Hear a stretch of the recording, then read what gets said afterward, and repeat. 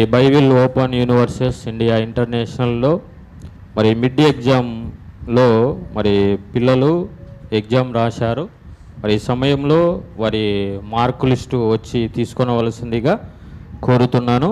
ముందుగా మరి bachelor of Bible theology first సెమిస్టర్లో మరి 37 మార్కులతో పాస్ అయిన మరి సహోదరుని మరి కౌసల్య.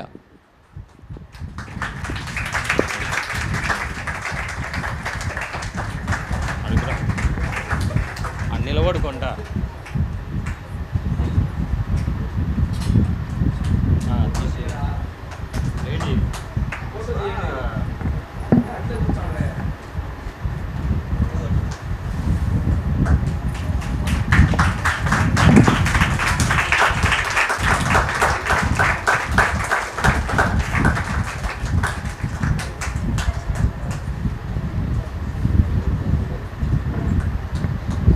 అలాగే మరొక bachelor of Bible theology first సెమిస్టర్లో మరి 54 మార్క్స్తో పాస్ అయిన మరి కుమార్తె లేఖన.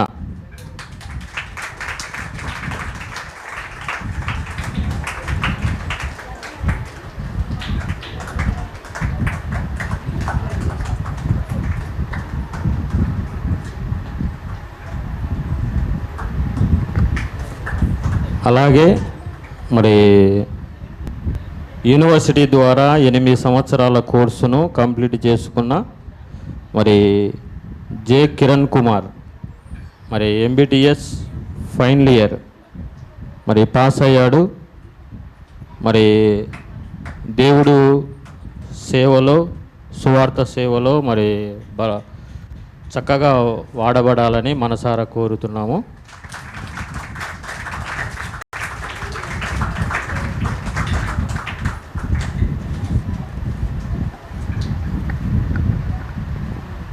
ఓకే ప్రియమైన వాళ్ళరా, మరి ఆలస్యం చేయకుండా ఈ మధ్యాహ్న కాల సమయంలో మరి స్త్రీలందరికీ అవసరమైన ప్రాముఖ్యమైన మరి పాఠాన్ని అంశాన్ని ఈ సమయంలో మరి సిస్టర్ మనతో పంచుకోబోతుంది. ఇండ్లు కట్టుకుంటావా కూలగొట్టుకుంటావా అంటే దేవుడు ఇంటిని కట్టేది మీరే, పడగొట్టడం రెండు మీ చేతుల్లోనే పెట్టాడు. కనుక మరి గృహ పరిపాలన దేవుడు పురుషునికి అప్పజెప్పలేదు కానీ స్త్రీలకే అప్పజెప్పాడు. మరి ఇంత విలువైన బాధ్యతను దేవుడు మీకు నమ్మి అప్పగించినప్పుడు మరి ఎంతగానో మీరు వినియోగించుకోవాలో అన్నది మరి చక్కగా ఆలోచించండి, గ్రహించండి. మరి మీ ఇండ్లును చక్కగా కట్టుకోవడానికి అందరూ ప్రయత్నం చేయండి. మరి సమయంలో వాక్యంలోనికి వెళ్ళక ముందు మరి మైదుగురు ప్రాంతంలో దేవుని సేవను జరిగిస్తున్న మరి దైవ సేవకులు మరి ఆనంద్ గారు ప్రార్థన చేసిన తర్వాత మరి సిస్టరు మనకు రెండవ మెసేజ్లోనికి వెళ్తుంది కనుక ప్రార్థించవలసిందిగా కోరుతున్నాను.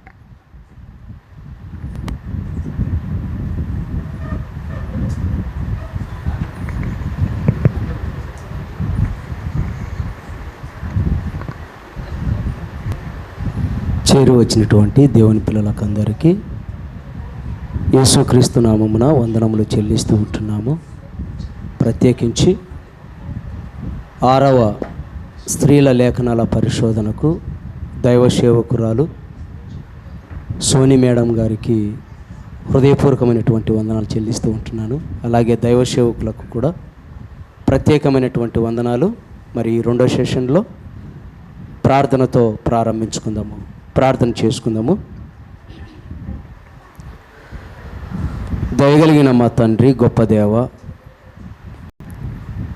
ఈ దినము ప్రత్యేకించి ఇదిగోనైనా మీకు కృతజ్ఞతలు చెల్లిస్తూ ఉంటున్నాము తండ్రి. మీ కుమారుడు మా రక్షకుడు యేసుక్రీస్తు ద్వారా వందనములు చెల్లిస్తూ ఉంటున్నాము తండ్రి. 6వ లేఖనాల పరిశోధన సదస్సు ఎర్రగుంట్లలో ఉన్నటువంటి ఇదిగోనైనా స్త్రీలు తన కష్టార్జితాన్ని హెచ్చించి దైవ సేవకులకు సపోర్టుగా ఈ కార్యక్రమాన్ని జరిగిస్తున్నందుకు కృతజ్ఞతలు చెల్లిస్తూ ఉంటున్నాము తండ్రి. ఇదిగోనైనా మరి దైవ సేవకురాలు ఈ రెండవ పాఠంలో నీ పిల్లలకు అందిస్తుండగా తోడుగా ఉండండి, సమయోచితమైనటువంటి జ్ఞానాన్ని ప్రసాదించండి. వింటున్నటువంటి నీ పిల్లలు భయభక్తులు కలిగి ప్రతి మాటలోని పరమార్థాన్ని గ్రహించే మంచి మనస్సును నీ పిల్లలకందరికీ ప్రసాదించండి. ఇంతటి కార్యక్రమాన్ని జరిగిస్తున్నటువంటి దైవ సేవకులు ఇదిగోనైనా మరి యోహాను గారు ఓర్పుతో సహనముతో నీ పిల్లలను ఒక చోటికి చేర్చి ఉన్నతమైనటువంటి ఈ కార్యక్రమానికి నాంది పలికినందుకు కృతజ్ఞతలు చెల్లిస్తూ సంఘాన్ని దీవించమని కోరుకుంటూ దైవ సేవకురాలి నోటి నుండి నీ విలువైనటువంటి మాటలు ఇదిగోనైనా మాకు అందించులాగున నీ కృపను ప్రసాదించమని కోరుకుంటూ నీ ప్రియకుమారుడు మా రక్షకుడు యేసుక్రీస్తు నామమున ఈ ప్రార్థన అడిగి వేడుకుంటున్నాము తండ్రి, ఆమెన్. అందరికీ వందనాలు. ఓకే, మరి ప్రార్థించిన దైవ సేవకులకు క్రీస్తు పేరిట వందనాలు చేసుకుంటున్నాను. మరి వాళ్ళ టీచర్ ముందు ఇద్దరు సండే స్కూల్ పిల్లలు వాళ్ళు రిక్వెస్ట్ చేసుకుంటున్నారు. రండిమ్మా, ఎవరు ఇద్దరు రండి, త్వరగా, టైం లేదు.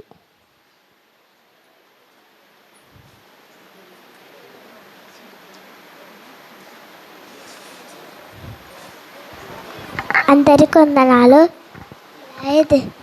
అలాగే దేవచంద్రకు కూడా వందనాలు. అలాగే సోనియా ఆంటీకి కూడా వందనాలు. నేను చెప్పబోయే అంశం పేరు పరలోకంలో ధనము కూర్చుకున్న స్త్రీలు. మళ్ళీ చెప్తున్నాను చూడండి. నేను చెప్పబోయే అంశం పేరు పరలోకంలో ధనము కూర్చుకున్న స్త్రీలు. ప్రియమైన దేవుని వాళ్ళరా, ప్రభు పనిలో ఉన్నవారెవరు చాలామంది స్త్రీలను చూస్తూ ఉంటాం.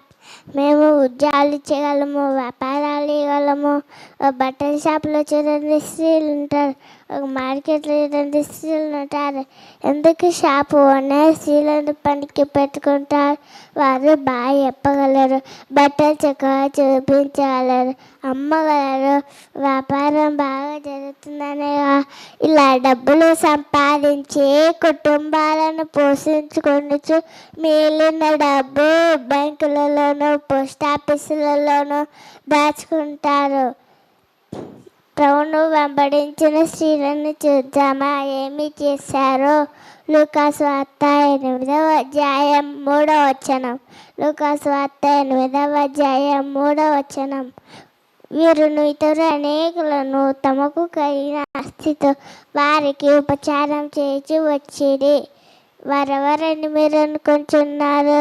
మళ్ళీ ఒక్కసారి మీరు బైబిల్ ఓపెన్ చేసినట్లయితే లూకాసు వార్త 8వ అధ్యాయం 2వ వచనం.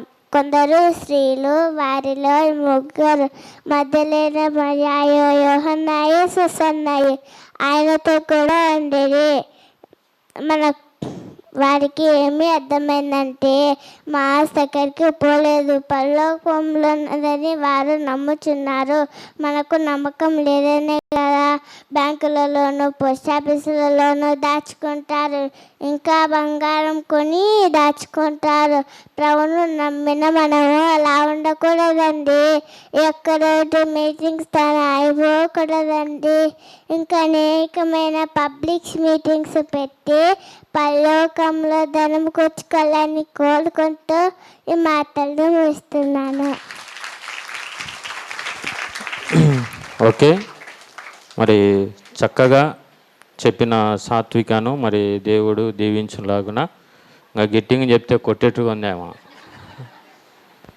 ఓకే, మరి ఆలస్యం లేకోకుండా మరి ఇల్లు కట్టుకుంటావా కూల్చుకుంటావా అనే అంశాన్ని మనందరికీ వినిపించవలసిందిగా మరి సిస్టర్కు ఈ సమయాన్ని అప్పచెప్తున్నాం.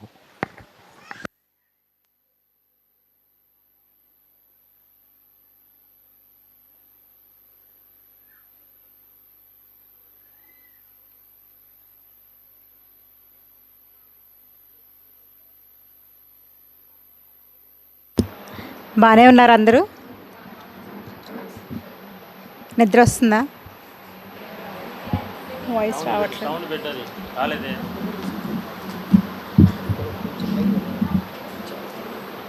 అంటే నా ఫేస్ కనిపించదు.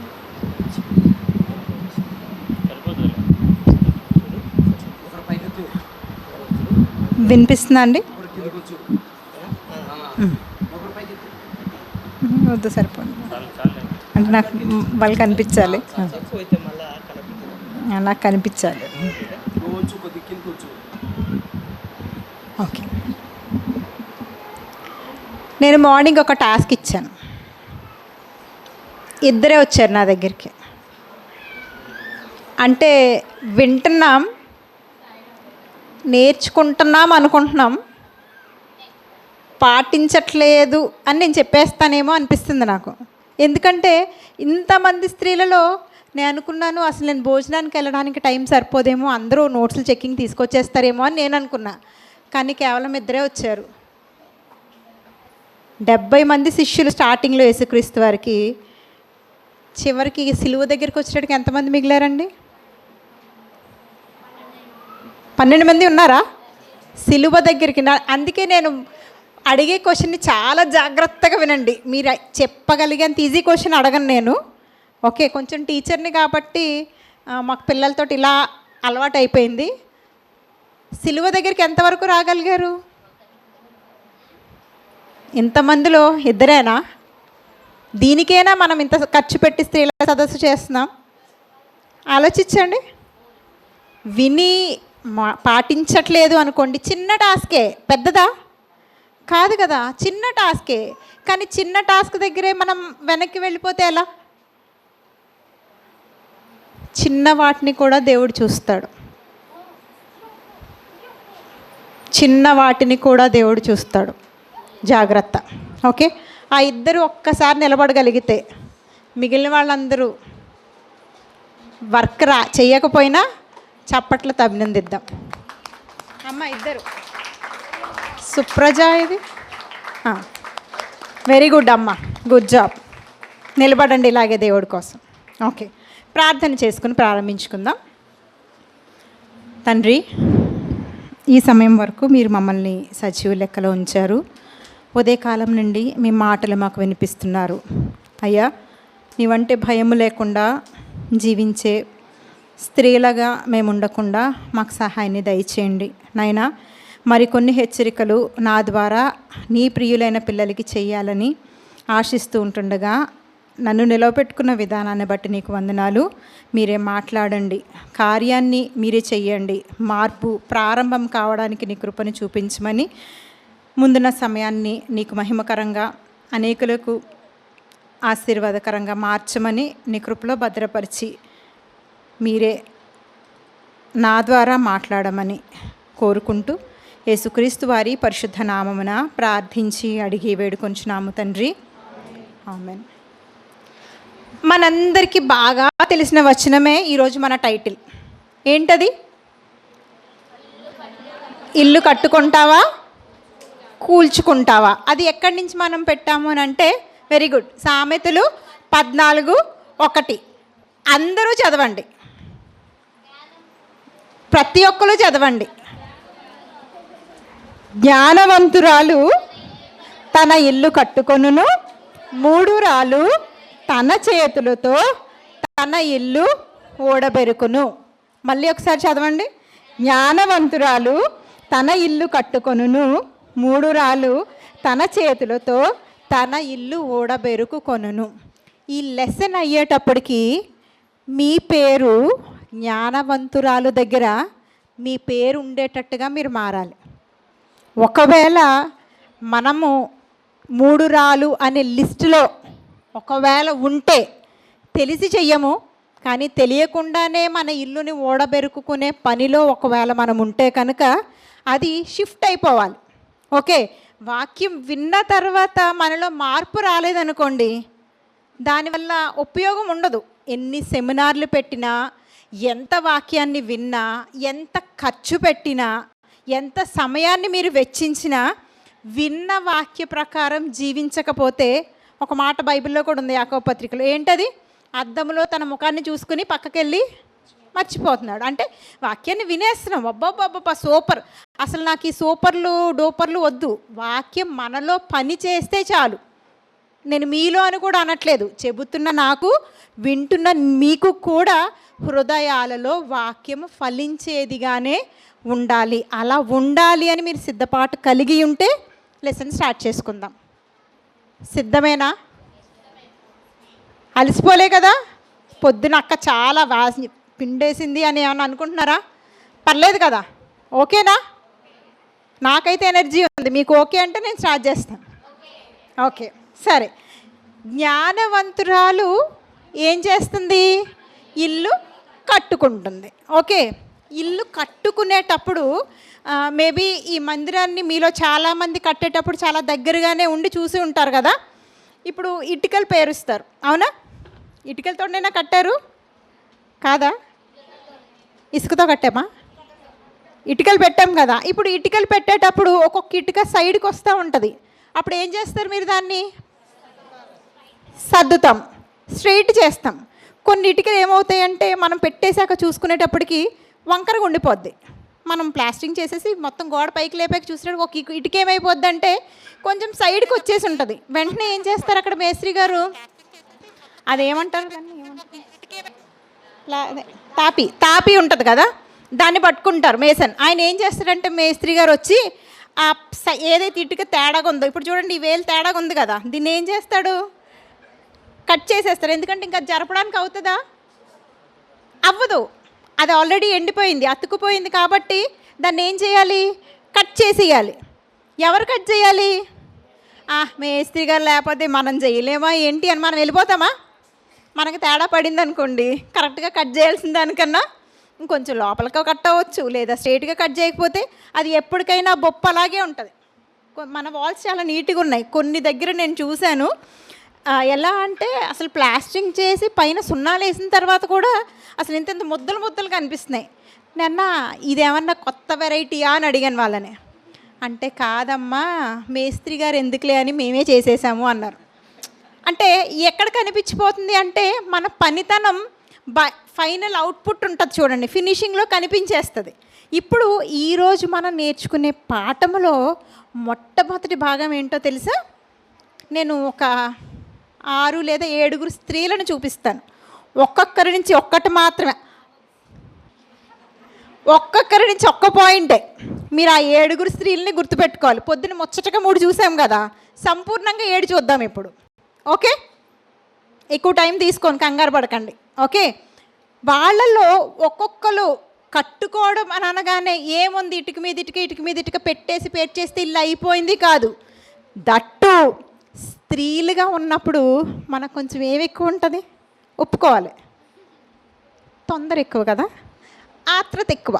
టక్కన ఒక మాట అన్నా అంటాం, ఒక దెబ్బన్న వేస్తాం, మూతి ముడవాలన్నా మనమే, అవునా కాదా చెప్పండి?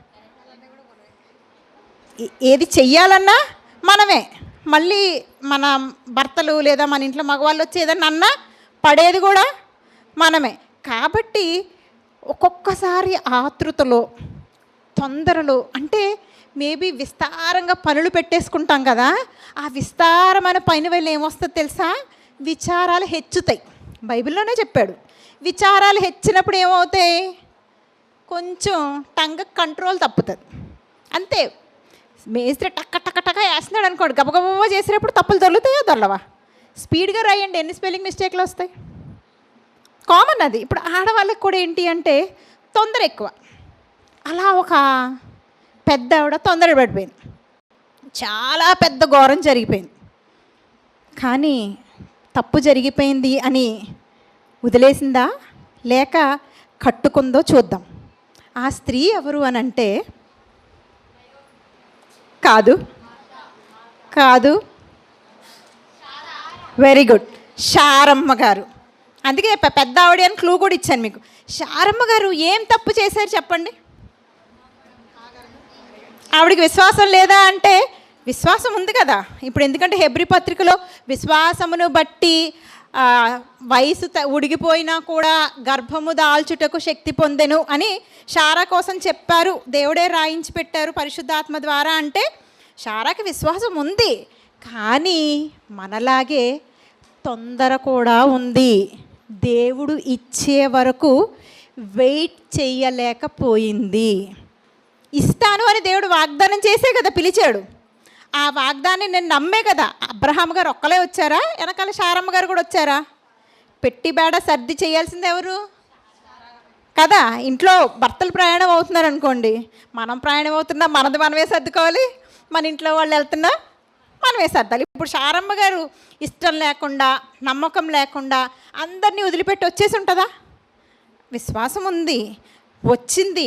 ఏమని పిలిచాడు దేవుడు? నీకు చాలా గొప్ప సంతానం ఇస్తాను, నీకు ఆదేశాన్ని ఇచ్చేస్తాను, ఇవన్నీ నమ్మే వచ్చింది. కాకపోతే వెయిట్ చెయ్యలేకపోయింది, ఆతురపడిపోయింది, తొందరపడిపోయింది. అంటే దేవుడిచ్చే వాగ్దానం నెరవేరడానికి అంటే నేను చాలాసార్లు చెప్తూ ఉంటాను ఏంటి అంటే, ఎప్పుడైనా ఏదైనా మనం అనుకున్నట్లుగా అవ్వట్లేదు లేదా డిలే అవుతుంది అనుకోండి, మనం అనుకున్నది కాకుండా వేరే రకంగా జరిగినా, లేదా డిలే అంటే కొంచెం టైంకి జరగకుండా లేట్ అవుతూ ఉందనుకోండి. ఇప్పుడు మనం ఒకటి అనుకుంటున్నాం, లేదు మన అమ్మాయికి పెళ్లి చేసేయాలనుకుంటున్నాం, ఒక సంవత్సరం సంబంధాలు చూసాం, 2 సంవత్సరాల సంబంధాలు చూసాం, అయినా దొరకట్లేదు. ఎవడో ఒకటికి కట్టపెట్టేస్తారా? అవునా? అలాంటి పొరపాటు చేస్తామా మనం ఏంటి ఆ విషయంలో మాత్రం వెయిట్ చెయ్యొచ్చు, అమ్మో మంచివాడు దొరకాలి. కానీ అబ్బాయిలు అలా ఉండరు. మీరు గమనించండి, చూస్తారు ముందు లిస్ట్ పెడతారు, చెక్ లిస్ట్. ఈ అందంగా ఉండాలి, తెల్లగా ఉండాలి, ఈ హైట్ ఉండాలి, పెద్ద జడ ఉండాలి, ఇంకేదో ఉండాలి, ఇంకే చదువు ఉండాలి, ఉద్యోగం చేయాలి, సాఫ్ట్వేర్ అయితే మరీ మంచిది, ఇన్ని రిక్వెస్ట్లు పెట్టుకుంటారు. ఎలాగో క్వాలిటీస్ అన్నీ ఒకళ్ళో ఉండవు. లాస్ట్కి ఏం చేస్తారు? మరి బాబు మళ్ళీ ఏజ్ దాటిపోతే పిల్ల దొరకదు అనుకుని కాంప్రమైజ్ అయిపోయి చేసుకుంటారు. కానీ అమ్మాయిలు మాత్రం అలా కాంప్రమైజ్ అవ్వరు. నేను చూసినంత వరకు అయితే మ్యాక్సిమం సాధించుకోవడానికి ప్రయత్నం చేస్తారు. ఇక్కడ అబ్రహాం గారితో పాటు వచ్చేసిన శారమ్మ గారు వెయిట్ చేయడానికి కొంచెం కష్టమైపోయింది. దట్టు ఇప్పుడు పిల్లల కోసం వెయిట్ చేస్తున్న వాళ్ళని అడగండి. ఇప్పుడు ఎవరన్నా పెళ్ళి అయ్యింది 2 ఏళ్ళు 3 ఏళ్ళు, అక్కడ జాన్సన్ గారు ఎదురుగుండా కనిపిస్తున్నారు. ఎన్ని సంవత్సరాలు వెయిట్ చేశారు పిల్లల కోసం? 18 సంవత్సరాలు వెయిట్ చేశారు. అవునా? ఇక్కడ అబ్రహాము శారా గారు 25 సంవత్సరాలు వెయిట్ చేస్తున్న కొద్దీ అమ్మో ఇంకా పిల్లలు లేరు. చాలామందికి ఎలా ఉంటుందంటే, సరే మనకు పుట్టారు, నాకు నమ్మకం ఉంది, ఈ లోపల ఎవరన్నా అడాప్ట్ చేసేసుకుందామా, అంటే దత్తత తీసేసుకుందామా, ఇలాంటి ఆలోచనలు వచ్చేస్తాయి కదా. శారమ్మ గారికి కూడా అలాగే ఒక ఆలోచన వచ్చి ఏం చేసిందో తెలుసా? అందరినీ వదిలేసి వచ్చారు. సో చుట్టాలు బంధువులు ఎవరూ లేరు, లోతు గారు ఒక్కలే ఉన్నారు. ఆయన మరి మగ ఆయన కదా. సో ఏం చేసింది? తన పని వాళ్ళలో హాగర్ని తీసుకెళ్ళి, బాబు నువ్వు నాకు ముందు సంతానం కావాలి, దాసి వల్లైనా పర్లేదు, నువ్వైతే ముందు వెళ్ళిపో అని అబ్రహాం గారికి చక్కగా ప్రోత్సాహం ఇచ్చి పంపించేసింది. హాగర్ గారికి ఇష్మాయేలు పుట్టేశాడు. ఇంకా మధ్యలో అన్నీ మీకు తెలుసు కాబట్టి నేను చెప్పట్లేదు. ఆమె గర్భం దాల్చిన దగ్గర నుంచే ఎవరికి ప్రాబ్లం స్టార్ట్ అయిపోయినాయి? హాగర్కి గర్భం దాల్చిన దగ్గర నుంచే యజమానురాలనే కొంచెం కించపరచడం, తేలిగ్గా చులకనగా చూడడం స్టార్ట్ చేసింది. పంపించేయండి, వెళ్ళిపోయింది. ఆమె హాగర్కే కోపం వచ్చి పారిపోయింది. దేవుడే లేదు వెనక్కి వెళ్ళు అని పంపించాడు. ఇస్సాకు పుట్టేశాడు. దేవుడిచ్చిన వాగ్దాన ఫలం టైంకి వస్తుందా రాదా? వచ్చింది. ఇస్సాకు పుట్టాడు అని పాలు విడిచిన టైంలో గొప్ప విందు చేశారు అబ్రహాం గారు. ఈ విందు చేసే టైంకి ఇష్మాయేల్ గారు ఇస్సాకుని పరిహసించారట. పెద్ద తప్పేం కాదు, అరే పరిహసించారు, చిన్నదే, ఏముంది, సరదాగా పిల్లలు ఆటలాడుకుంటున్నప్పుడు ఏదో ఒక వెటకారం ఎగతాళి చేస్తూనే ఉంటారా లేదా? అలా ఈయన కొంచెం పెద్దవాడు కాబట్టి ఈయన ఏదో వెటకారం చేసేటప్పటికి ఈసారి శారమ్మ ఏం చేసిందో తెలుసా? ముందు పొరపాటు ఎవరి వల్ల జరిగింది? శారా గారి వల్లే జరిగింది, తన ఆతృత వల్లే జరిగింది. ఈ తప్పు అయిపోయిన దాన్ని మళ్ళీ ఎవరు సరిదిద్దాలి? దేవుడు సిచ్యువేషన్స్ని పంపిస్తూ ఉంటాడు. అక్కడ చుట్టూ జరుగుతూ ఉన్నాయి. జరిగినప్పుడు శారమ్మ గారు చాలా వైజ్గా రియాక్ట్ అయింది. జ్ఞానము కలిగి ఏం చేసిందో తెలుసా? తన ఇల్లుని కట్టుకుంది. వెంటనే అబ్రహాం గారి దగ్గరికి వెళ్ళింది. అబ్రహాము, యజమానుడా, నువ్వేం చేయాలి తెలుసా? హాగరుని ఆమె కొడుకుని ఇంట్లో నుంచి వెళ్ళగొట్టేయి. అబ్రహాం గారికి దిక్కులేక, దేవుడా ఏం చేయను దేవుడా పంపించేయమంటుంది. నువ్వు శారా మాట విను. ఎందుకు? వాగ్దాన పుత్రుడు ఎవరు? దాసి వలన అయినది నీ సంతానము కాదు. శారా చెప్పింది కరెక్ట్. అప్పుడు నువ్వు విన్నావుగా, ఇప్పుడు కూడా విను. ఆమె తప్పు చేసింది, ఇప్పుడు రెక్టిఫై చేసుకోవాలనుకుంటుంది, కరెక్ట్ చేసుకోవాలనుకుంటుంది. తన ఇల్లుని కట్టుకోవాలనిపిస్తుంది ఆవిడికి. కట్టుకొనడానికి నువ్వు సపోర్ట్ చేయి.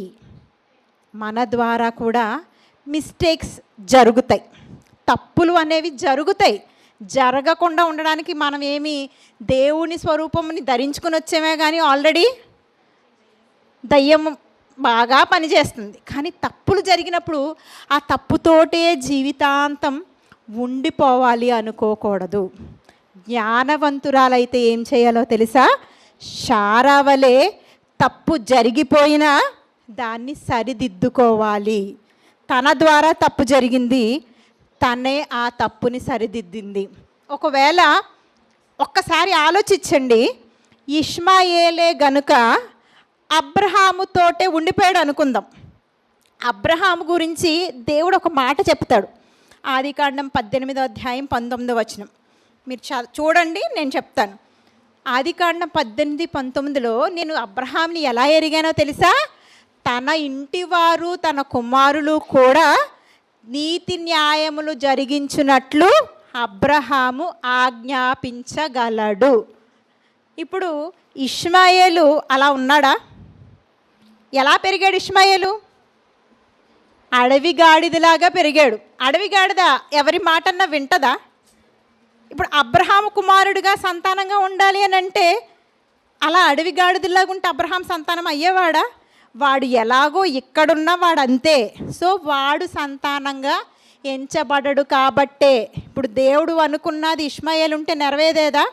అబ్రహాము తన వారిని అందరినీ కమాండ్ చేస్తే, ఆజ్ఞాపిస్తే మళ్ళీ కిక్కురు మనకుండా ఉండగలగాలి. తన వారు, తన ఇంటివారు, మొత్తం అందరూ కూడా అలా ఉండగలిగే వాళ్ళే అబ్రహాము దగ్గర ఉంచాడు. ఈడు వినడు, అడవి గాడిద, మామూలు గాడిదలే మాటను. అందుకేగా పిల్లల్ని తిట్టేటప్పుడు ఏమని అడతాం? అడ్డగాడిద అంటాం, కోపం ఎక్కువ వస్తే. అవునా? ఉట్టి గాడిద ఎందుకు తిడతారు గాడిద అని చెప్పండి? మాట వినరు కాబట్టే. ఈ ఇష్మాయేల్ ఎలాంటి వాడు? అడవి గాడిద. హాగర్ పోలికలు వచ్చినాయే కానీ అబ్రహాం గారి పోలికలు రాలే. చెప్పగానే వినే స్వభావం లేదు. అలాంటి వాడు అబ్రహాముకి సంతానంగా పిలువబడే భాగ్యం లేదు. తప్పు తన వల్లే జరిగింది, తప్పు దానే సరిదిద్దుకుంది, తన ఇల్లును కట్టుకుంది శారా. ఫస్ట్ ఎగ్జాంపుల్ క్లియరా? రెండో ఎగ్జాంపుల్కి వెళ్తున్నాను. ఈ స్త్రీ కాదు, నేను చెప్పబోయే స్త్రీ ఎవరైతే ఉన్నారో ఆమె ఇశ్రాయేలీయురాలు కాదు. కానీ ఇశ్రాయేలీలలో ఏమేమి జరుగుతాయి, వాళ్ళకి ఏమేమి సున్నతి ఉందా, వాళ్ళ ఆచారాలు ఏంటి, వాళ్ళ వ్యవహారాలు ఏంటి, అవన్నీ అసలు ఇశ్రాయేలుల దగ్గరికి కూడా రాకముందే నేర్చుకుంది. Very good. సిప్పోరా తెలుసు కదా మనందరికీ. ఎవరు సిప్పోరా? Very good. మోషే గారి భార్య సిప్పోరా నుండి మనం ఏం నేర్చుకోవాలి? శారా నుంచి ఏం నేర్చుకున్నాం? అందరూ చెప్పాలి. శారా నుంచి ఏం నేర్చుకున్నాం? తప్పు చేసినా దాన్ని మనమే సరిదిద్దుకోవాలి. సిప్పోరా నుంచి ఏం నేర్చుకోవాలి ఒకసారి ఆలోచించండి. నిజంగా నేను చాలా నేర్చుకున్నా సిప్పోరా దగ్గర నుంచి. ఎందుకంటే సిప్పోరాకు వచ్చిన సిచ్యువేషన్ ఎలాంటిదో తెలుసా? 40 సంవత్సరాలు హ్యాపీగా వాళ్ళ ఇంట్లోనే ఉంది. మోషే గారు అక్కడికి వెళ్ళిపోయారు, మిద్యాన్లో సెటిల్ అయిపోయాడు. హ్యాపీగా ఏ టెన్షను లేదు, చక్కగా గొర్రెలు కాచుకుంటున్నారు. ఆవిడికి గొర్రెలు కాసే అలవాటు ఉంది. ఇద్దరు చక్కగా కబుర్లు వేసుకుంటూ గొర్రెలు కాసుకుంటూ, టెన్షన్ ఉంటుందా? హ్యాపీగా ఉన్నారు వాళ్ళు. ఇలాంటి టైంలో దేవుడు మోషేని పిలిచాడు. ఎలా ఉంటుంది? 40 years, 40 సంవత్సరాలు ఇక్కడ నేను సెటిల్ అయిపోయి ఉన్నాను, పిల్లలు పుట్టారు, ఇప్పుడు వీళ్ళందరినీ తీసుకుని నీతో రావాలా? ఎలా ఉంటుంది మనకి చెప్పండి ఒకసారి. ఒక దగ్గర సెటిల్ అయిపోయాం అనుకో, ఎక్కడికైనా ట్రాన్స్ఫర్ ఇచ్చి వెళ్ళమంటే కూడా గవర్నమెంట్ తిట్టని బూతులు ఉండవు, అవునా కాదా? గవర్నమెంట్ జాబ్ రానంతసేపు అదొక రకం, జాబ్ వచ్చిన తర్వాత వాడు జీతాలు ఇవ్వలేదు అంటారు, టెన్షన్లు పెడుతున్నాడు అంటారు, టార్గెట్లు అంటారు, ట్రాన్స్ఫర్లు అంటారు. మరి జాబ్ అంటే అంతే సింపుల్గా ఎందుకు అయిపోద్ది? కానీ మనకి ఏంటంటే అన్నీ సింపుల్గా మనం అనుకున్నట్టు అయిపోతేనే హ్యాపీ. ఇక్కడ సిప్పోరా కళ లేదు. లైఫ్ 40 years ఉంది, 40 సంవత్సరాలు హ్యాపీగా ఉంది. బయలుదేరారు చక్కగా. మోసే బయలుదేరాలి అనగానే వాళ్ళ మామ ఓకే ఓకే వెళ్ళు అన్నాడు. వాళ్ళ మామ ఆపలేదు, బయలుదేరిపోయింది. ఇంతలో ఏమైంది? ఇంకా పూర్తిగా రీచ్ అవ్వలే. దేవుని దూతే చంపడానికి ఖడ్గం పట్టుకుని రెడీ అయిపోయారు. ఒకవేళ సిప్పోరా స్థానంలో మనం ఉంటే ఏం చేస్తాం చెప్పండి?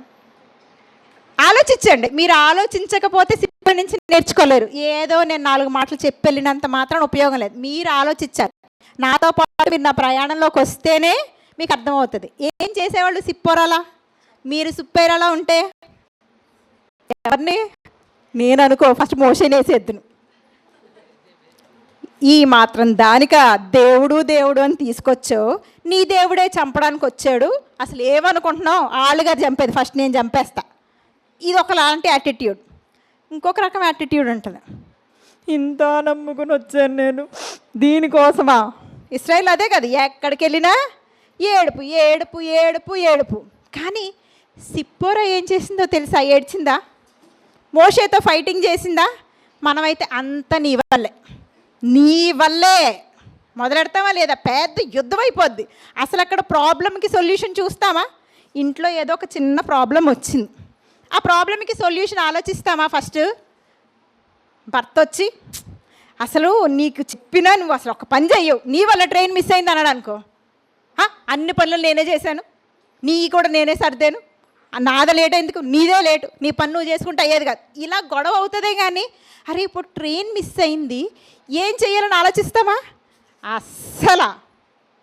మనలో మార్చుకోవాల్సింది ఏంటో తెలుసా? సిప్పోరా నుంచి నేర్చుకునేది అదే.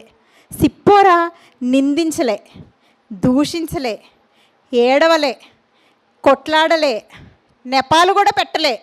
ఏం చేసింది? ఆ టైంకి ఏది చెయ్యాలో అది చేసింది. కష్టమైన స్థితిలో వచ్చేసినాయి, నువ్వు బేర్ చేయలేకపోతున్నావు, ఏం చేయాలో అర్థం కావట్లే, ప్రాణాలు పోయే పరిస్థితి. ఏం చేయాలి? దేవుడా ఏది చేస్తే నీ కోపం తగ్గుతుంది? ఏం చేయాలి నేను? మోషే మీ వాళ్ళవి నాకు తెలియదయ్యా, మీ దాంట్లో ఏమున్నాయి, ఎందుకు వచ్చింది, నాకు సంబంధం లేదు, నువ్వు చేసుకో. సున్నత అంటే ఏంటి? చేసుకో అనిందా? అనలే. తానే వాడిగల రాయి తీసుకుని కుమారులకి సున్నతి చేసింది. ఏ? తన ఇల్లుని కట్టుకుంది. కూల్చుకోవడం ఆమె చేతుల్లోనే ఉందిగా. మోషే మీద రివర్స్ అయ్యిందనుకో, ఆమెదేం పొరపాట్లేదు. ఆమె మిద్యానీయురాలు, ఆమె ఇశ్రాయేలురాలు కాదుగా. ఆమెకి తెలియదు. చేయించాల్సిన బాధ్యత మోషే పైనే ఉంది. మోషే చేయించలేదు. సో మోషే నీది తప్పు అనిందా? కష్టంగా ఉన్నప్పుడు, చాలా అసలు అవ్వట్లేదు అన్నప్పుడు ఒకళ్ళ మీద ఒకళ్ళు నెపాలు పెట్టుకోవడం అది ప్రాబ్లంకి సొల్యూషన్ కానే కాదు. ఈరోజు సిప్పోరా నుంచి ఏం నేర్చుకోవాలో తెలుసా? ప్రాబ్లమాటిక్ సిచ్యువేషన్ అయినా కూడా ఆ టైంలో ఏది చెయ్యాలి? బుర్ర ఉపయోగించి ఏది చేస్తే సాల్వ్ అవుతుందో దానికి చెయ్యండి తప్ప మీ టైంని అనవసరమైన విషయాల కోసం మాట్లాడి చర్చించి అప్పుడు చర్చా వేదిక పెట్టుకుందాం, డిబేట్ పెట్టుకుందాం అని అంటే ఈ లోపల దూతగారు వచ్చిన పని చేసేసి వెళ్ళిపోను. ఈవిడ కేవలం గోప్యాంగ చర్మమే కట్ చేసింది, ఆయన పీకలే కట్ చేసి వెళ్ళిపోయేవాడు. ఏది బెటరు? ఒకవేళ దేవదూతకే ఛాన్స్ ఇస్తే ఉండేదా? ఆమెకు పుట్టిన 2 కొడుకులు చనిపోయేవాళ్ళేమో. ఇంకేముంది గృహం? పిల్లలే లేని గృహం అంటామా మనం? అవునా కాదా? కానీ జ్ఞానవంతురాలుగా టఫ్ సిచ్యువేషన్లో కూడా కరెక్ట్గా ఆలోచించింది, చేయాల్సిన పని చేసింది, ఎక్కువగా మాట్లాడి టైంని వేస్ట్ చేయలేదు. ఏం నేర్చుకుంటున్నాం సిప్పోరా నుంచి? ప్రాబ్లమాటిక్ సిచ్యువేషన్, చాలా క్లిష్టమైన పరిస్థితి అయినప్పటికీ కూడా పక్కన వాళ్ళ మీద నెపాలు నెట్టడం కాదు. నువ్వు చేయాల్సిందేదో జ్ఞానము కలిగి చేస్తే నీ ఇల్లు ఏమవుతుంది? కట్టబడుతుంది, నిలబడుతుంది. లేదనుకో, నువ్వు చేసే ఒక్కొక్క అరుపు, నువ్వు చేసే ఒక్కొక్క కొట్లాట, నువ్వు మోపే ఒక్కొక్క నెపము ఒక్కొక్క ఇటుక పడిపోయిందనుకో, ఉంటుందా? ఆలోచించండి. ఫస్ట్ ఎవరి కోసం చూసాం? ఏం నేర్చుకున్నాం?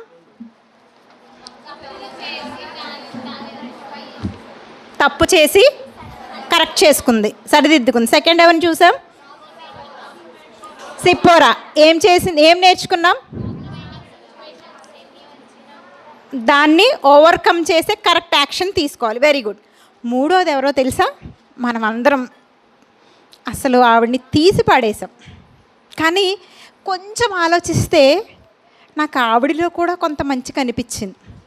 ఆవిడ ఎవరు అని అంటే యోబు గారి భార్య. యోబు గారి భార్యలో మంచి ఏం కనిపించిందండి? ఒకసారి ఆలోచించండి. మనకేం తెలుసు? యోబు గారి భార్య అనగానే ఏం గుర్తొస్తుంది మనకి? భర్తకి ప్రాబ్లంలో ఉండి కుమారులు చచ్చిపోయారు. ఈవిడికి వేదనే కదా, సేమ్. తల్లిదండ్రిగా ఉన్నారంటే కొడుకులు చచ్చిపోయారు, ఆస్తి పోయింది. ఇప్పుడు యోబుకేనా బాధ? యోబు భార్య కాదా? ఇప్పుడు ఆస్తి, ఇప్పుడు యోహాన్ అన్నది ఉందనుకోండి, అక్కది కాదా? అవునా కాదా? అవునా? అంటే ఆస్తి పోయింది, పిల్లలు పోయారు, ఇంకా ఎక్స్ట్రా యోబుకి ఏమొచ్చింది? మొత్తం చర్మం అంతా కూడా ప్రాబ్లం, కురుపులు వచ్చేసినాయి. ఇలాంటి టైంలో మనం ఏం ఎక్స్పెక్ట్ చేస్తాం? అయ్యో, భార్యగా యోబుని కొంచెం సపోర్ట్ చేయాల్సిందే అంటాం. మనం స్త్రీలం కదా, మన సిచ్యువేషన్ మనకు బాగా తెలుసా తెలీదా చెప్పండి? బాధని తట్టుకోలేం. ఇప్పుడు నిజంగానే అన్నవాళ్ళు తీసుకున్నంత హెవీ లోడ్ స్త్రీలుగా మనం తీసుకోలేం. కానీ ఒకవేళ ఒక మాట అనేయచ్చు. ఇప్పుడు యోబు గారి భార్య ఏం చేసింది? ఎందుకు వచ్చిందయ్యా, నువ్వు దూషించి మరణం అయిపో అనింది. యోబేం ఆన్సర్ ఇచ్చాడు? ఈరోజు ఇక్కడ ఉన్న పురుషులందరూ నేర్చుకోవాల్సిన మంచి పాఠం యోబు గారి నుంచి. పురుషులు యోబు నుంచి నేర్చుకోవాలి. భార్య మిమ్మల్ని ఎన్ని ప్రలోభాలకి గురిపెట్టి మిమ్మల్ని పాపంలో పడేయాలని చూసినా యోబులా స్ట్రాంగ్గా ఉండాలి. భార్యని కంట్రోల్లో పెట్టుకోగలగాలి. యోబు గారి భార్య నుంచి ఏం నేర్చుకోవచ్చు? యోబు ఏమన్నాడు? ఏయ్ మూర్ఖురాలు మాట్లాడినట్టు నువ్వు మాట్లాడకు, దేవుడి నుంచి మేలే అనుభవిస్తామా, కీడు అనుభవించమా అంది. యోబు గ్రంథం 2వ అధ్యాయం. అక్కడితో అసలు ఇంక మళ్ళీ యోబు గారి భార్య ప్రస్తావన కనిపిస్తుందా? మొత్తం అన్ని అధ్యాయాలు చదువుకెళ్ళండి, 2వ అధ్యాయంలో కనిపిస్తుంది. మళ్ళీ ఎక్కడన్నా కనిపించిందా యోబు గారి భార్య? కనిపించదు. కనిపించకుండానే ఒక పాఠం నేర్పిస్తుంది. చివరి అధ్యాయం కనుక చూడగలిగితే, వెరీ గుడ్, చివరి అధ్యాయం కనుక చూడగలిగితే యోబు కష్టాలన్నీ సాల్వ్ అయిపోయినాయి. మళ్ళీ ఎంతమంది పిల్లలు పుట్టారు? ఫస్ట్ 10 మంది పిల్లలు, తర్వాత మళ్ళీ 10 మంది పిల్లలు. ఎవరి వలన? యోబు గారు 2వ పెళ్లి చేసుకున్నారా? పెళ్లి చేసుకుంటే మెన్షన్ చేసేవాడుగా. పిల్లలు పోయారు అన్నప్పుడు భార్య కోసం కూడా చెప్పేవాళ్ళుగా. ఒక మాట అయితే మాట్లాడింది, కానీ కష్టంలో ఉన్న భర్తని వదిలి వెళ్ళలేదు. యోబు గారి భార్య నేర్పుతున్న పాఠం ఏంటో తెలుసా? మనకి కష్టం వచ్చినప్పుడు ఎక్స్ప్రెస్ చేస్తాం. స్త్రీలుగా పురుషులుగా మనం మన భావాలని, మన భావోద్వేగాలని ఎక్స్ప్రెస్ చేయడంలో తప్పు లేదు. కానీ యోబు గారు గద్దించింది ఆమె విన్నది కాబట్టిగా భర్తతో పాటు ఉండింది. అవునా కాదా? ఏయ్ నువ్వు అలా మాట్లాడకు, తప్పది, ఏయ్ అనగానే ఆమె ఏమైపోయింది? పోరా నీకు అంత జబ్బులే అని వదిలేసిపోయిందా? ఈనాటి స్త్రీలైతే ఇల్లును కూల్చుకునే వాళ్ళే. యోబు గారి భార్య తప్పు జరిగింది, ఒకవేళ నువ్వు చచ్చిపో అంది. భర్త చనిపోతే ఈమె పరిస్థితి ఏమైపోయేది? గృహం కూలిపోయేదా, నిలబడేదా? కానీ ఈమె భర్తకు లోబడింది కాబట్టి ఏమైపోయింది? మళ్ళీ మనం ఒకళ్ళని, ఇద్దరిని, మ్యాక్స్ 3వ వాళ్ళని కన్నాక ఏమంటాం? ఇంకొద్దండి, ఈవిడ 10 మందిని కనింది, 10 మంది పెద్దోళ్ళు అయిపోయి చనిపోయారు, మళ్ళీ 10 మంది పిల్లల్ని కనగలిగింది అని అంటే దేనికి? కష్టాలలో ఉన్న ఒక మాట దురుసుగా మాట్లాడిన భర్తకు లోబడి కష్టాలలో ఉన్న భర్తతోనే నిలబడింది. మనం ఎంతమంది లోబడుతున్నాం? ఎంతమంది కష్టాలలో ఉన్న భర్తలతో కలిసి అడుగు వేయగలుగుతున్నాం? మంచిగా ఉన్నప్పుడు నడుస్తాం, అన్నీ మంచిగా ఉన్నాయనుకోండి, అబ్బా నువ్వు చెప్పిందే నాకు వేదవాక్కు అంటారు. అదే తేడాగా ఉందనుకోండి, నీ దారినిది, నా దారినది. అవునా కాదా? అలాంటివి చాలా చూస్తున్నాం. మేబీ క్రైస్తవులుగా ఇక్కడికి వచ్చిన తర్వాత కష్టమైన తప్పదులే అన్నట్టు భరించే వాళ్ళగా కూడా కొంతమంది ఉన్నారు. ఈవెన్ ఇక్కడ కూర్చున్న వాళ్ళలో కూడా ఇంకేం చేస్తామండి, పెళ్ళి చేసుకున్నాం కాబట్టి చచ్చేదాకా ఇండి భరించాలి అనుకుంటామా? కానీ అలా అనుకుని భరించకండి. దేవుడు ఇందులో నుంచి బయటికి తీసుకొచ్చి రెండంతల ఆశీర్వాదం ఇస్తాడు అని నమ్మండి. అప్పుడు మీకు ఆ భర్తతో ఉండడం కష్టం అనిపించదు. రోగాలతో ఉన్న భర్తతో ఉండడానికి ఎవరికి నచ్చుతుంది చెప్పండి? పోనీ ఏమన్నా యోబు భార్యకి ముందే తెలుసా?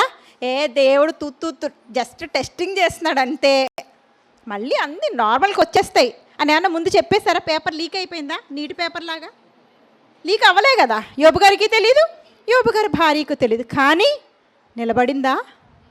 నిలబడాలి.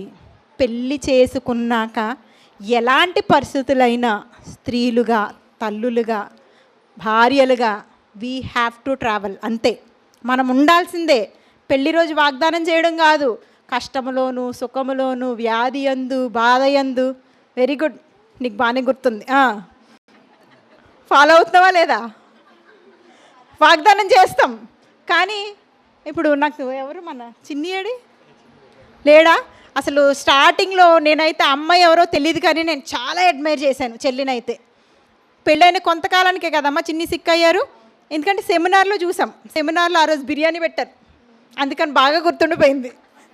సో ఆ రోజు ఫుల్గా అన్నం తిన్నాం అనమాట మేము ఆ రోజు సెమినార్లో. ఎందుకంటే మనందరికీ తెలుసు సెమినార్లో ఫుడ్ దొరకడం అంటే కొంచెం కష్టం. ఎందుకంటే అందరూ ఆకలితోటే ఉంటారు, అందరూ తినాలనుకుంటారు, తినేదానికన్నా పడేసేది ఎక్కువైనా కూడా పెట్టించేసుకోవాలనుకుంటారు కదా. అలాంటి టైంలో బిర్యానీ పెట్టించినందుకు చెల్లి వాళ్ళు బాగా మాకు చూసాం. కొంతకాలానికే ఇలా తమ్ముడికి బాగాలేదు అన్నప్పుడు అసలు నేనైతే తమ్ముడి కోసం అన్నా కూడా చెల్లి కోసం ఎక్కువ ఆలోచించాను. అంటే ఒకవేళ నేను ఆ పరిస్థితిలో ఉంటే ఎలా, అసలు చాలా అంటే చాలా అడ్మైర్ చేశాను. తను తోడుగా ఉంది, కలిసి ఉంది. నిజంగా మా very good, keep it up. మనం అలాంటి ట్రావెల్ చెయ్యగలిగినప్పుడే మనలో ఒక బంధం అనేది ఏర్పడుతుంది, ముందుకెళ్ళగలుగుతాం. సుఖమైనప్పుడు, హ్యాపీగా ఉన్నప్పుడు ఉండిపోవడం కాదు, కష్టాల్లో ఉన్నప్పుడు కూడా కలిసి జర్నీ చెయ్యాలని నేర్పించేదే యోబు భార్య. కష్టాలలో అయినా కలిసే ప్రయాణం చెయ్యాలి అని నేర్పించేది ఎవరు? యోబు భార్య. నెంబర్ 4 చెప్పేనా వద్దా? ఆల్రెడీ పొద్దున అన్నయ్య చెప్పేశారు, నా పేపర్ లీక్ అయిపోయింది.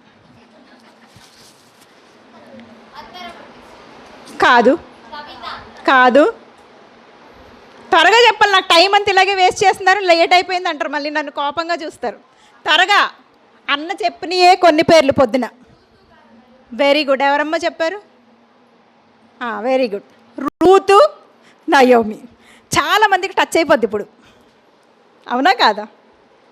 కదా, చాలా అత్తగారులకి టచ్ అవుతుంది, కోడళ్ళకి టచ్ అవుతుంది. ఈ ఇంటి కూతురైనా రేపు మరో ఇంటి వీళ్ళకి కూడా టచ్ అవుతుంది. ఇప్పుడంటే ఇక్కడ ఉన్నాం, రేపు వెళ్ళాలిగా. దానికి ఈరోజే బాటని వేస్తుంది చూడండి రూతు. ఏం నేర్పించింది రూతు?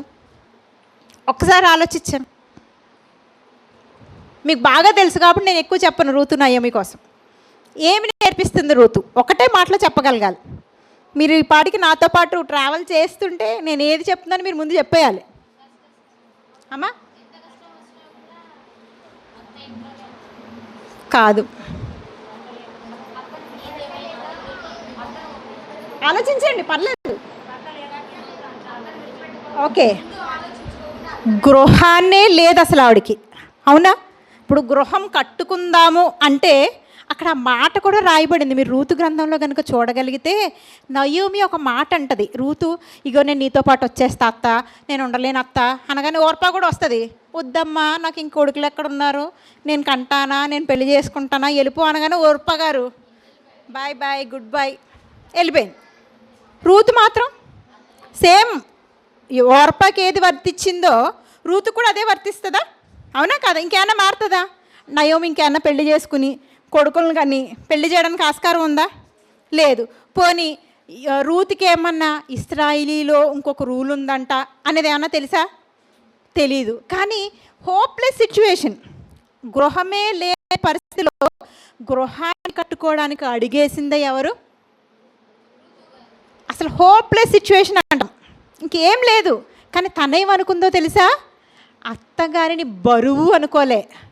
మనకి భర్త ఉండి, అంటే మనకి భర్తనిచ్చిన తల్లినే నువ్వు అటుండమ్మా అంటాం, భర్త ఉండగా కూడా. కానీ ఈమె భర్త లేదు, ఇక చనిపోయాడు, అయినా కూడా ఏమంటుంది? నీ ఇల్లే నా ఇల్లు, నీ దేశమే నీ జనమే. అవునా? అనగలుగుతామా?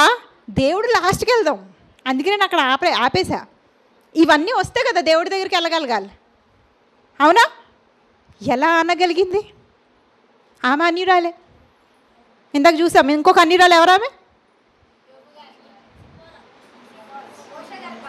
సిప్పోరా. ఇక్కడ ఇంకో అన్యురాలు వస్తుంది. అంటే ఎవరో మనం అనుకుంటాము క్రైస్తవులలోనే మంచి వాళ్ళు ఉంటారు, వాళ్ళే మనకి మంచి బోధించేస్తారు. నో అండి, మన చుట్టూ ఉండే వాళ్ళు కూడా మనకు పాఠాలు నేర్పిస్తారు.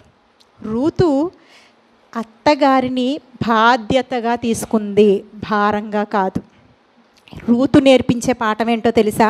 తన గృహాన్ని ఎలా కట్టుకుందో తెలుసా?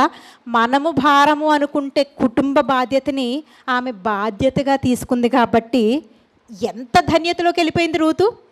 జస్ట్ భర్త వచ్చాడా, పిల్లలు వచ్చారా, అవి సింపుల్ నన్ను అడిగితే.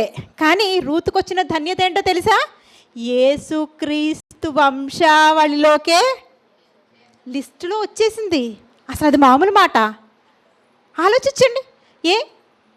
మనం దేవుడా నాకు ఆ బ్లెస్సింగ్ ఇచ్చే, ఈ దీవెని ఇచ్చే, అది కావాలి, ఇది అడుగుతాం. కానీ అది పొందుకోవడానికి ఏం చేస్తున్నావు? పొందుకోవాలంటే ఈజీగా వచ్చేస్తాయా? మార్నింగ్ కూడా చూసాం, యాకోబు గారికి ఆశీర్వాదాలు ఈజీగా వచ్చేసినాయా? పోనీ ఆశీర్వాదం వచ్చింగానే దేవుడు నిన్ను దీవించేశాడు, ఆమెన్ అన్నాడు ఇస్సాకు, దీవెన వచ్చేసిందా? అప్పటి నుంచే కష్టాలు స్టార్ట్. అవునా కాదా? తెల్లారు వాళ్ళ అమ్మ ఏమంది? నాయనా నా మాటిని గెటౌట్. ఏషావుని పంపించలే, యాకోబునే పంపించింది. ఎందుకు? ఏషావు మాట వింటాడా? వాడు ఎలాగో మాటిండు, చిన్నోడే మాటింటాడు. నాన్న నువ్వు వెళ్ళిపో. ఆశీర్వాదాలని స్వతంత్రించుకోవాలి అంటే నాట్ ఎన్ ఈజీ జాబ్, అంత ఈజీ కాదు, చాలా చాలా టఫ్. నువ్వు తీసుకునే భారము అనుకోకుండా బాధ్యతగా, అది చర్చిలో అవనివ్వండి, ఫ్యామిలీ అనే కాదు, ఓన్లీ మా అత్తగారు పోయిందండి నేను టెన్షన్ ఫ్రీ అనుకోకండి. చాలామంది అది కూడా అనుకుంటారు. ఇప్పుడు పెద్దవాళ్ళు ఉన్నారు, ఇంకా వాళ్ళకి అత్తగారులు ఆల్రెడీ వాళ్ళే అత్తగారులు అయిపోయి ఉంటారు. సో అమ్మయ్య మేము అత్తగారులు కాబట్టి టెన్షన్ ఫ్రీ. లేదు, అత్తగారులు కూడా చెప్తున్నాడు అక్కడ. నయోమి ఎలా ఉంది? నన్ను నమ్ముకుని వచ్చింది, ఇంక ఎప్పుడు జీవితకాలం నాకు సేవ చేసేదానిలాగా దాసీలా గుంచుకుంటే బెటర్. ఎందుకంటే నేను కష్టపడకుండా పేలాలు తెస్తుంది, అవి బార్లీలు తెస్తుంది, ఈ తెస్తుంది, నేను తినేస్తే ఇంకేంటి అనుకుందా? అనుకోలేదు. ఒక అత్త ఒక కోడలు ఇద్దరు కూడా నిస్వార్థ జీవితం కనిపిస్తుంది. అవునా? నయోమి ఏం ఆలోచించింది? తినని సెటిల్ చేయాలి, నన్ను నమ్ముకుని వచ్చింది, సెట్ చేయాలి అనుకుంది. రూత్ ఏమనుకుంది? నేను ఆమెతో వచ్చాను, నాకు భర్తని ఇచ్చింది ఒకప్పుడు, నేను ఆమెని బాధ్యతగా తీసుకుంటాను. ఇద్దరి జీవితంలోనూ కూడా దేవుడు ఆశీర్వాదాన్ని ఇచ్చాడు. Naomi, Ruth. నెక్స్ట్ దానికి వెళ్ళిపోదాం. ఎన్నోది ఇది? ఫస్ట్ ఏంటి?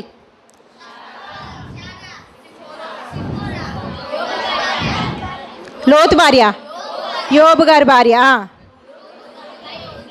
ఓకే, 5 రూతు నయోమి అని వేసుకుంటున్నారా? అంటే తొందరగా క్లోజ్ చేసేయమని అర్థం అనమాట, అందుకే అడిగాను 5 ఏం వేశారు అని. ఓకే, 5th చూద్దాం. 5th ఎవరో చెప్పనా? ఇక్కడ చాలామంది నాకు ఆ కేటగిరీ వాళ్ళు కనిపిస్తున్నారు. అందులో మీరే డిసైడ్ చేసుకోండి. బుద్ధిగల కన్యకలు. ఇక్కడ మీరు 5 and 6 వేసుకోండి, నేనేమనుకోను. బుద్ధిగల కన్యకలు, బుద్ధి లేని కన్యకలు. ఏంటి డిఫరెన్స్? వాళ్ళిద్దరికి తేడా ఏంటి? ఇది చిన్నప్పటి నుంచి ఈ పిల్లల్ని అడిగినా చెప్తారు. బుద్ధిగల కన్యకలు ఉపమానం తెలుసారా? తెలీదు. సండే స్కూల్ టీచర్ ఎవరాడికి? ఉపమానాలు బోధించండి అమ్మాలకి. బుద్ధిగల కన్యకలు ఏం చేశారు? బుద్ధిగల కన్యకలు, బుద్ధి లేని కన్యకలు ఒకటే మోటో ఏంటి? పెండ్లి కుమారుని ఎదుర్కోవాలి, విందు భోజనం చెయ్యాలి. అందరూ బయలుదేరాలి అంటే అప్పట్లో స్ట్రీట్ లైట్లు ఇవన్నీ లేవు కాబట్టి దివటీలు పట్టుకుని వెళ్ళారు. కాకపోతే అక్కడ రూల్ ఏంటి? పెళ్లి కుమారుడు వచ్చేటానికి దివటీలు చక్కగా వెలుగుతూ ఉండాలి. అంటే సిద్ధపాటు కలిగి ఉన్న వాళ్ళనే లోపలికి రండమ్మ భోంచేద్దరు అంటారు. లేదనుకోండి నమస్తే వెళ్ళి రండి అంటారు. ఓకే, ఇక్కడ ఈ బుద్ధిగల కన్యకలు, బుద్ధి లేని కన్యకలు రెడీ అయ్యారు, వెళ్ళారు, నైట్ ఎదురు చూశారు. ఇద్దరికి కునుకుపాటు వచ్చింది, ఇద్దరు సెట్టు పడుకున్నారు. ఈ లోపల ఏమైపోయింది? ధ్వని వినిపించింది. ఓ పెళ్లి కుమారుడు వచ్చేస్తున్నాడు. ఓ ఏమైపోయింది? వెంటనే ఓ అని గబగబా లేచారు. మీరు లేచారు చూడండి, ఇప్పుడు అలాగే వాళ్ళు కూడా నిద్ర లేచారు. పడుకుంటున్న వాళ్ళ కోసం చెప్తున్నా. లేచిన వాళ్ళు ఏం చేశారు? డ్యూటీలు సెట్ చేసుకున్నారు. చక్కపరుచుకోవాలి కదా. వీళ్ళు పడుకుంటే అవి కూడా కొంచెం రెస్ట్ తీసుకుంటాయి. ఇప్పుడు దివటీలకి మేబీ ఈ కాలం పిల్లలకి తెలియదు కానీ పాత వాళ్ళందరికీ తెలుసు కదమ్మా. దివటీలకి ఒత్తి ఏమైపోద్దంటే నల్లగా అయిపోతే మంట చిన్నగా అయిపోద్ది. మనం అప్పుడు ఏం చేసేవాళ్ళం? పిన్ను కానీ లేకపోతే అదొకటి దొరికేది, దాంతో ఇలా కెలికితే మళ్ళీ ఫ్లేమ్ మంట అనేది పెద్దగా వచ్చేది. అవునా? గుర్తొచ్చిందా రాలేదా? కొంతమందికి గుర్తొస్తుంది. ఓకే, అబ్బా ఆ లైఫ్ అనుకుంటున్నారు కదా. నిజమే, ఆ లైఫ్లోంచి బయటకు వచ్చాం మనం. కానీ అది ఉంటేనే సిద్ధపాటు అంటే ఏంటో తెలిసేది. ఇప్పుడు డైరెక్ట్గా గ్యాస్ స్టవ్ వెలిగించడం, స్విచ్ చేస్తే లైట్ వెలగడం, బద్ధకస్తులం అయిపోయాం మనం. అప్పుడు చూడండి, నిజంగానే మా మమ్మీ ఉన్నంత యాక్టివ్గా నేను ఉండలేను. ఎందుకంటే ఆవిడ అవన్నీ చేసి చేసి చేసి అలసిపోయి వచ్చింది. ఇప్పటికి కూడా కట్టెల పొయ్యి మీద ఉండేయమ్మ అంటే రెడీ అయిపోద్ది. నాకు ఒక 2 కట్టెలు వెలిగించాలంటేనే అరగంట పడుతుంది. ఎందుకు? సుఖానికి అలవాటు పడిపోయాం. ఈ బుద్ధిగల కన్యకలు రెడీ చేసుకున్నారు, టకటక సెట్ చేసుకున్నారు, వెళ్ళిపోయారు. ఈ లోపల బుద్ధి లేని కన్యకలు సెట్ చేస్తున్నారు. సెట్ చేస్తుంటే వెలుగుతుందా? వెలగట్లే. ఏమైపోతుంది? నూనె అయిపోతుంది. ఇప్పుడు ఏం చేయాలి? తెచ్చుకోవాలి లేకపోతే పోసుకోవాలి. వీళ్ళు ఏం చేశారు? నాలా కొంచెం తెలివిగలవాళ్ళు ఏం చేశారు తెలుసా? బుద్ధిగల కన్యకల దగ్గరికి వెళ్ళి కొంచెం ప్లీజ్ టైం అయిపోయింది, కొంచెం ఇయ్యి అన్నారు. బుద్ధిగల కన్యకలు మీలా చాలా తెలివిగలవాళ్ళు, నాకంటే మీకు ఎక్కువ తెలివి కదా.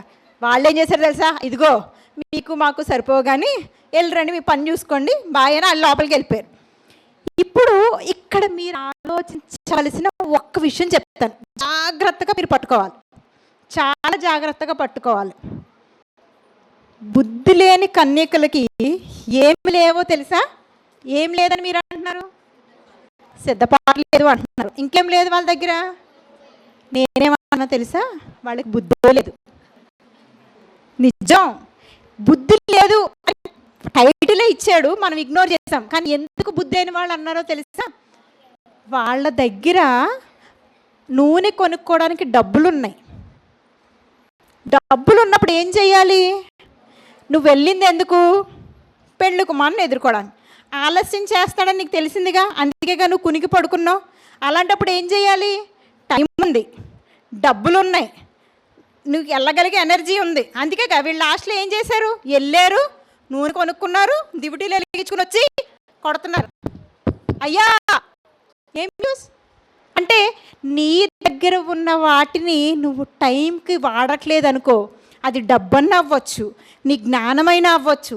ఏమైపోద్దో తెలుసా? బుద్ధిగల కన్యకలైతే కట్టుకుంటారు, బుద్ధి లేని కన్యకలైతే, మీకు ట్రాన్స్ఫర్మేషన్ అర్థమవుతుందా? ముందు ఎవరిని చూసా? ముందు 5గురిని కట్టుకునే వాళ్ళని చూసాం. ఇప్పుడే ఎక్కడికి ఎంటర్ అవుతున్నాం? కూల్చే స్టేజ్లోకి వచ్చాం. కాబట్టి చాలా అలర్ట్, కూల్చేస్తాను మిమ్మల్ని కూడా. ఎవడో ఒకడు అక్కడ అలా పక్కన ఉంటాడు, ఇలా పైన కాలు కూర్చుని ఇలా వేసాడు అనుకోండి, ఇలా నిద్రపోతారు, పాయింట్ మిస్ అయిపోతారు. నేను మళ్ళీ అడిగేస్తే మీరు ఇంకా అయ్యో అక్క మమ్మల్ని చూసి అడిగేసిందని ఫీల్ అవుతారు. జాగ్రత్త, అలర్ట్గా ఉండండి. పడిపోయే స్టేజ్, చాలా కేర్ఫుల్. పడిపోయేటప్పుడు ఏం చేస్తారు మీరు?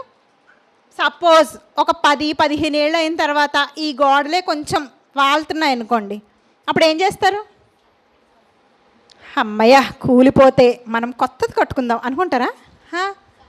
ఏదో ఒక సపోర్ట్ ఇద్దాం, పక్కన ఏమన్నా బండలు కొడదాం, లేదా ఒక పిల్లర్ వేద్దాం, ఏదో కట్టెలు వాలుద్దాం అనుకుంటారా లేదా? ఇప్పుడు ఈ బుద్ధి లేని కన్యకలకి బుద్ధి లేదు, ఎందుకు తెలుసా? అందుకే సామెత గ్రంథంలో ఒక మాట అంటాడు. సామెతల గ్రంథం 17వ అధ్యాయం 16వ వచనం. ఇది చాలా జాగ్రత్తగా మీరు పట్టుకోవాల్సిన మాట. ఏంటో తెలుసా? బుద్ధిహీనుని చేతిలో జ్ఞానము సంపాదించుటకు సొమ్ముండనేల వానికి బుద్ధి లేదు కదా. బుద్ధి లేదు, సొమ్ముంది, సమయం ఉంది, కానీ వాళ్ళకి ఏం లేదు, బుద్ధి లేదు. కాబట్టి ఉన్న వాటిని వినియోగించగలిగారా? ఈ బుద్ధి లేని కన్యకలు చాలా కష్టపడ్డారు, నైట్ అంతా వెయిట్ చేశారు. మనం కూడా ఇంకెంత యేసుక్రీస్తు అక్కడ అనుకుంటాం. అక్కడ వరకు వెళ్ళాక ఏమైపోద్దో తెలుసా? టపక్కన డోర్ క్లోజ్ అయిపోద్ది. ఇప్పుడు చూడండి, ఒక్కొక్కసారి ఇక్కడ మెట్రోస్ లేవు, కానీ హైదరాబాద్ ఈ సిటీస్లో మెట్రో ట్రైన్స్ ఉంటాయి. మన కళ్ళ ముందు ఇట్లా వస్తూ ఉంటుంది, అమ్మ ట్రైన్ వచ్చిందని ఫాస్ట్గా పరిగెడతాం. ఇలా ఇంకా జస్ట్ ఇలా వెళ్తాం అనుకునేటప్పుడు డోర్ క్లోజ్ అయిపోద్ది.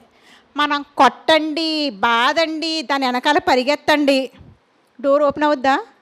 మామూలు మన ట్రైన్లు అనుకో, ఎవరో ఒకరు చైన్ లాగేస్తే ట్రైన్ ఆగిపోతే మనం ఎక్కేయచ్చు. మెట్రోకి ఆ ఛాన్స్ ఉండదు. యేసుక్రీస్తు అక్కడ కూడా అలాంటిదే. బుద్ధి లేని కన్యకలే కదా, వాళ్ళకి బుద్ధి లేదు అనుకుంటే మనలో కూడా బుద్ధి లేని కన్యకలు ఎంతమంది ఉన్నామో ఈరోజు. టైం ఇచ్చాడు దేవుడు, వనరులు ఇచ్చాడు. ఇందాక చిన్ని తల్లి చక్కగా చెప్పింది సాత్విక. ఎక్కడ కూర్చుకుంటున్నాం? నేను అనుకున్నాను పరలోకంలో కూర్చుకుంటున్నామని ఆన్సర్ చెప్తారనుకున్నా.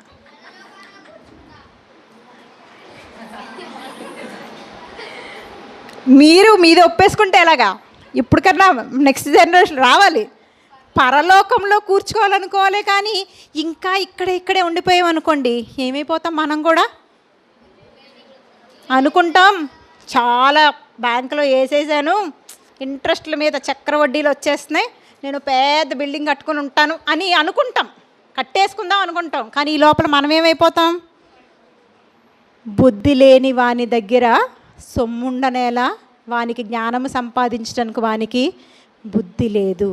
బుద్ధి లేని వారిగా ఒకవేళ మనం ఉంటే ఈ రోజు నుంచన్నా, అందుకే వాక్యం చెప్తుంది, మీకున్నవన్నీ ఇచ్చైనా జ్ఞానమును సంపాదించుకోండి, కొనుక్కోండి, వెచ్చించు.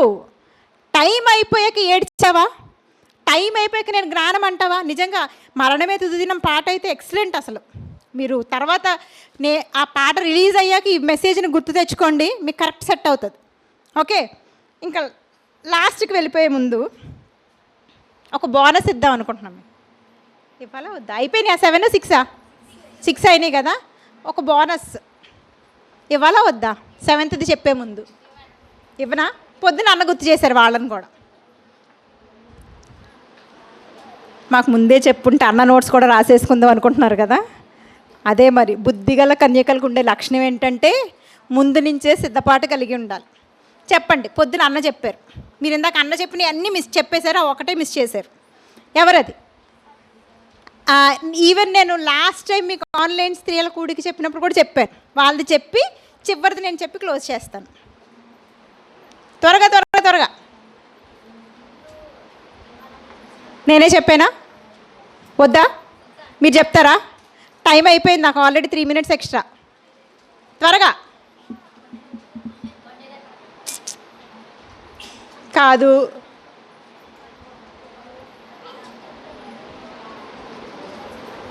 నేను క్లూ ఇచ్చాను. లాస్ట్ టైం స్త్రీల కూడికలో నేను ఆ మాట చెప్పా, ఆన్లైన్ స్త్రీల కూడిక. ఆ రోజు విన్నవాళ్ళు ఎవరైనా ఉంటే చెప్పొచ్చు. చెప్పాక అని టంగ్ కొరుక్కోకండి. చెప్పేనా? ఇంకా టైం అయిపోతుంది. ఇది బోనస్సేలే, 7th పాయింట్ కాదు, మీకు జస్ట్ గుర్తు చేస్తున్నా. Very good. లోతు గారి భార్య ఈమె ఎలా కూలగొట్టుకుంది చెప్పండి.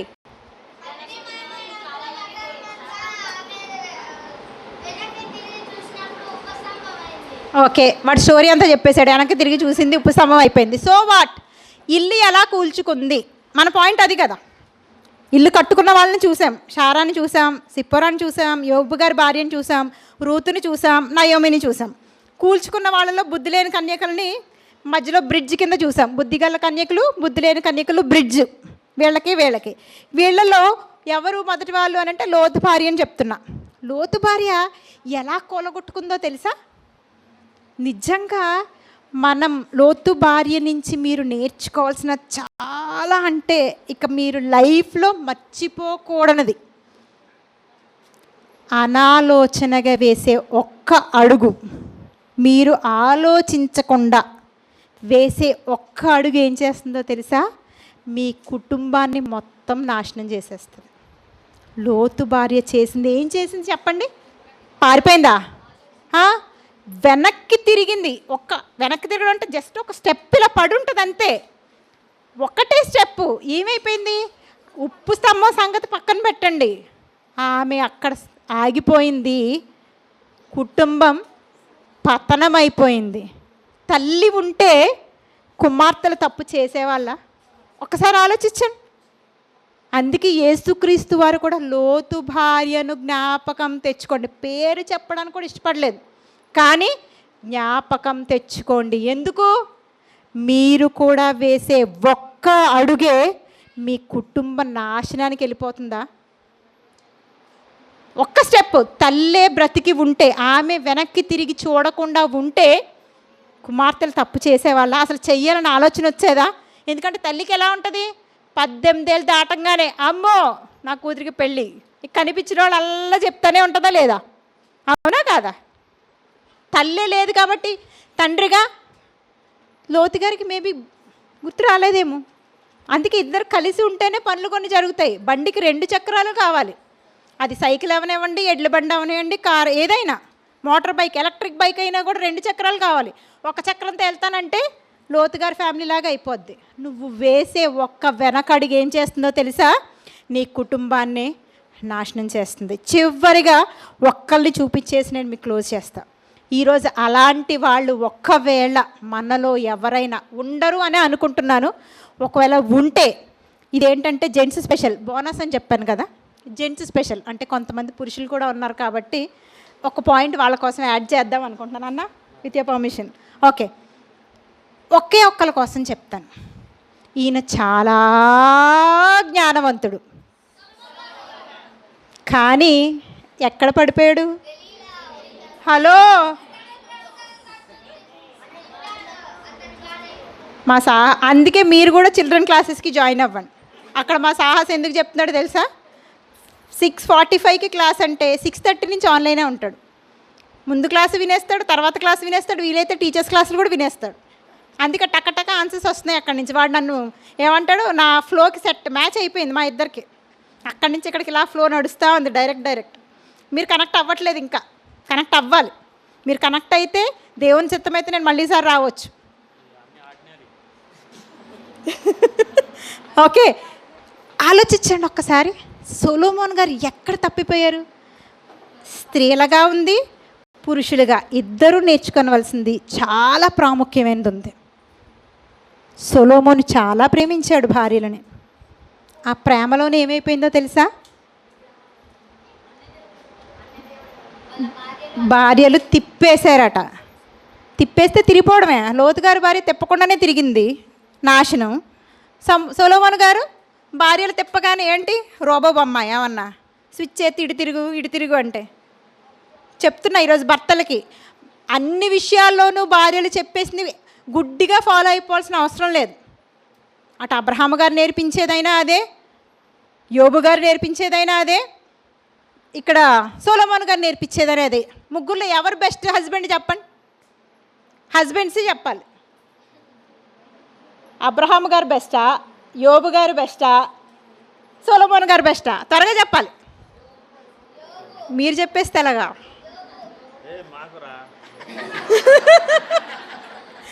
యోబు గారు ఎందుకు తేడాగా తిప్పడానికి ప్రయత్నించినా మొండిగా ఉన్నాడు.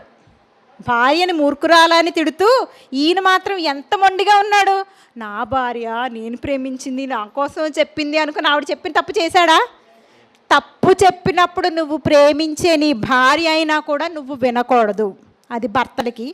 భార్యలకి జ్ఞానవంతులైన భర్తలని తప్పు చేసేటట్టుగా చేయడం ఇల్లును కూలగొట్టుకోవడం కాదా? ఇల్లు కాదు, అక్కడ రాజ్యమే కూలిపోయింది. మిగిలిన వాళ్ళందరూ చిన్న తలకాయలు, జస్ట్ వాళ్ళ గృహాలు కూలగొట్టుకున్నారు. కానీ సొలొమోను గారు భార్యలు చేసిన పని తిప్పేశారు, తిరిగిపోయాడు. ఏమైపోయింది? జ్ఞానమే వదిలి వెళ్ళిపోయిందట. దేవుడే 2 సార్లు చెప్పినా వినలేని పరిస్థితికి వెళ్ళిపోయాడట. ఇలాంటి కూలగొట్టుకునే పరిస్థితిలో ఒకవేళ ఉన్నామా? మనం ఏమనుకుంటామంటే మంచికే కదా.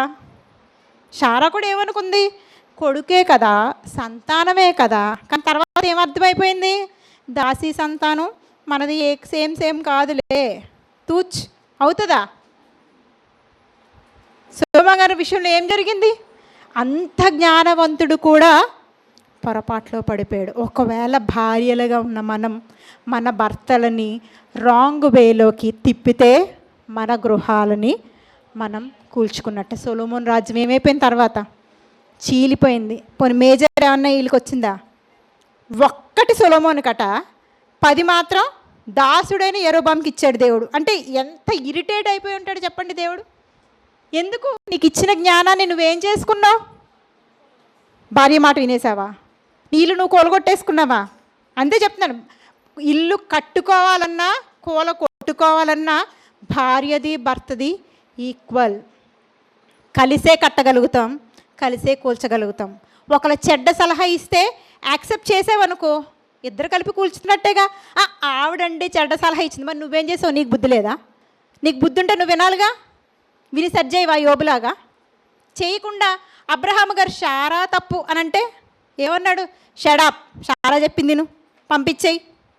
ఒప్పుకోవాలి, దిద్దుకోవడానికి రెడీ అయింది. కాబట్టి ఒకవేళ మనము కూడా తప్పు చేసినా శారా వలె సరిదిద్దుకుందాం. క్లిష్టమైన పరిస్థితి వచ్చిన జ్ఞానముతో ఇల్లుని సిప్పోరా వలె కట్టుకుందాం. థర్డ్ ఎవరు? యోబు భార్య వలె కష్టాలలో మన తోటి వారిని వదిలిపెట్టకుండా వెళ్దాం. నయోమి రూతుల వలె చెప్పండి, భారముగా కాక బాధ్యతను తీసుకుని గృహాన్ని కట్టుకునే వారముగా ఉందాం. బుద్ధిగల కన్యకలులా కాకుండా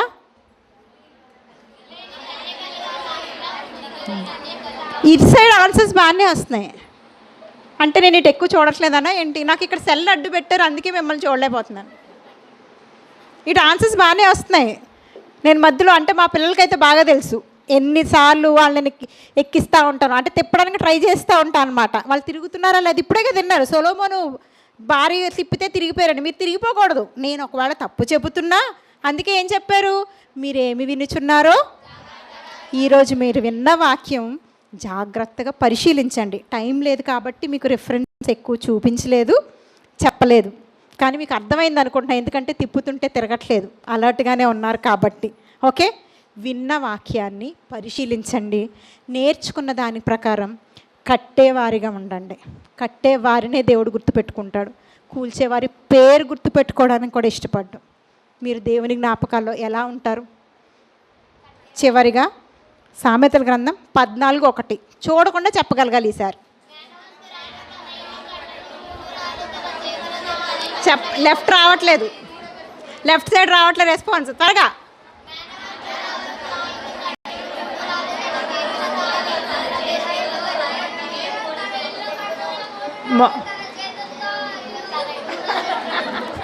ఆడి లెఫ్ట్లో కూర్చోబెట్టుకుంటే మీకు పాయింట్లన్నీ వచ్చాయి. వీళ్ళు ఎంత తెలివిగలవాళ్ళంటే మీరు చెప్తున్న దానికి వెనకాల కొనిడి తునిడి డుడి డుడి అని వెనకాల తూ అని అంటారు కదా, తూతూ మంత్రాలు అంటారు చూడండి, అవి చదువుతున్నారు ఈ ఫ్రంట్ బ్యాచ్. ఓకే, మరి అలా మనం అందరం ఉండాలి అని, జ్ఞానవంతురాలైన స్త్రీలుగానే మనం ఉండాలి అని దేవుడు ఆశిస్తున్నాడు తప్ప బుద్ధిహీనులలాగా, బుద్ధి లేని వారిలాగా, తప్పులు చేయడానికి ప్రోత్సహించే వారిలాగా మనం ఉండాలని దేవుడు ఆశించట్లే. అలా ఉండులాగన దేవుడు తన సహాయాన్ని మనకు అందజేయలాగన ప్రార్థించుకుని ముగించుకుందాం. మీలో ఎవరైనా వాక్యం ద్వారా ప్రేరేపింపబడితే ముందుకొచ్చి ఒక్కరు మాత్రం ప్రార్థన చేయండి. ఒక్కరికే ఛాన్స్. ఇప్పుడు కూడా రైటా లెఫ్ట్ అని నేను అడగను, మీరే ఒకవేళ ప్రేరేపింపబడితే రండి, లేకపోతే అన్న క్లోజ్ చేస్తారు.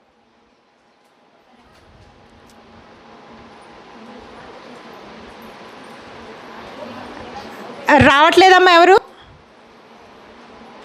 అన్నమిట్ చేశారు. రండమ్మా ముందుకి.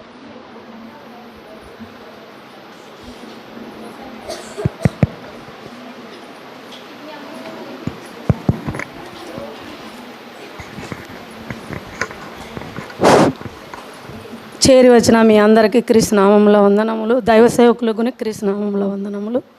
ప్రార్థన చేసుకున్నాం. ప్రేమ స్వరూపుడు అయిన మా కన్న తండ్రి, పరిశుద్ధుడు అయిన దేవ, నీకు వందనములు నాయన. ఈ మధ్యాహ్న కాల సమయం నుండి నాయన నీ వాక్యములు నాయన సోనియమ్మ గారు చెప్పినారు తండ్రి. ఆ వాక్యములు మా హృదయాలలో ఉంచుకొని తలపోసుకుంటూ నాయన మా కొరకు బ్రతికే భాగ్యాన్ని మాకు దయచేయండి తండ్రి. ఇదిగో నాయన ఎన్నో మాటలు నీ మాటలు చెప్పి ఉన్నారు తండ్రి. ఆ మాటలు విడసకుండా మా హృదయాలలో ఉంచుకొని నాయన ఎల్లప్పుడూ నాయన నీ వైపు తిరిగి దుష్టుని వైపు చూడకుండా నీ వైపు తిరిగి నీ కొరకు బ్రతికే భాగ్యాన్ని మాకు దయచేయండి నాయన. ఇదిగో తండ్రి, జ్ఞానవంతురాలు తన ఇల్లును కట్టుకొని మూర్ఖురాలు తన ఇల్లును ఊడబెరుకుంది తండ్రి. అలా కాకుండా జ్ఞానవంతురాలు ఇల్లు కట్టుకున్నట్టు మా ఇల్లుని అలాగనే కట్టుకొని చక్కబెట్టుకొని మేము ఒకే కుటుంబంగా నాయన సంఘమంతటి ఒకటే కుటుంబంగా మేము బ్రతికే భాగ్యాన్ని మాకు దయచేయండి తండ్రి. ఇదిగా నాయన మేము ఎన్నో పాపములు చేసి ఉన్నాం నాయన. ఆ పాపములన్నీ క్షమించి నీ పాదాల చెంతన వేడుకుంటున్నాం తండ్రి. మా జ్ఞానం కొదగా ఉంది నాయన, జ్ఞానాన్ని ఇవ్వండి తండ్రి. మేముని నాయన నీ వాక్యంలో దినదినము నాయన అభివృద్ధి చేయండి తండ్రి మమ్మల్ని అందరినీ. ఇదిగో నాయన ఇంకా ఎన్నో సెమినార్లను జరుపుతుండగా నాయన జయప్రదంగా జరిపించండి తండ్రి. ఇదిగో నాయన ఉదయకాల సమయం నుండి ఈ సాయంకాల సమయం వరకు నాయన నీ వాక్యములు జయప్రదంగా ఏ ఆటంకం లేకుండా జరిపించినందుకు నీ పాదాల చెంతన వేడుకుంటున్నాం తండ్రి. నీ కృతజ్ఞతాస్తుతులు తండ్రి. ఇదిగో నాయన చేరి వచ్చిన ప్రతి ఒక్క దైవజేవకులను నేను జ్ఞాపకం చేసుకో తండ్రి. ఇదిగో నాయన సోనియమ్మ గారు నాయన మళ్ళీ తిరిగి వెళ్తుండగా నాయన ఆమెకు తోడుగా ఉండండి తండ్రి. ఆమెకు కావాల్సిన ఆరోగ్యాన్ని ఇచ్చి వాళ్ళ కుటుంబానికి నీ జ్ఞాపకం చేసుకో తండ్రి. మేము నిత్యము నాయన నీ సన్నిధిలో గడిపే భాగ్యాన్ని మాకు దయచేయండి తండ్రి. మేమేమన్నా పాపములు చేసింటే అవన్నీ క్షమించి నీ వాక్యములు మా హృదయంలో ఎల్లప్పుడూ ఉంచండి తండ్రి. ఇదిగో నాయన సంఘానికి వచ్చే ప్రతి ఒక్క కుటుంబాన్ని జ్ఞాపకం చేసుకో తండ్రి. ఎల్లప్పుడూ నాయన అమ్మగారు చెప్తున్న మాటలన్నీ నాయన సంఘమంతటి నాయన స్త్రీలుగా మేము ఉండి ఎల్లప్పుడూ నాయన ఒకే కుటుంబంగా నీ సన్నిధిలో గడిపే భాగ్యాన్ని మాకు అందరికీ దయచేయండి తండ్రి. నీ పాదాల చింతన వేడుకుంటున్నాం నాయన. ఇదిగో నాయన మేమేమన్నా తప్పులు చేసింటే మమ్మల్ని క్షమించి నాయన మరొకసారి నేను వేడుకుంటున్నాం తండ్రి. కృతజ్ఞతాస్తుతులు కోరుకుంటున్నాం తండ్రి. మా ప్రభు మా రక్షకుడైన యేసుక్రీస్తు నామంలో అడిగి వేడుకొంచున్నాం మా కన్న తండ్రి. ఆమేన్. వందనాలమ్మ, అందరికీ వందనాలు.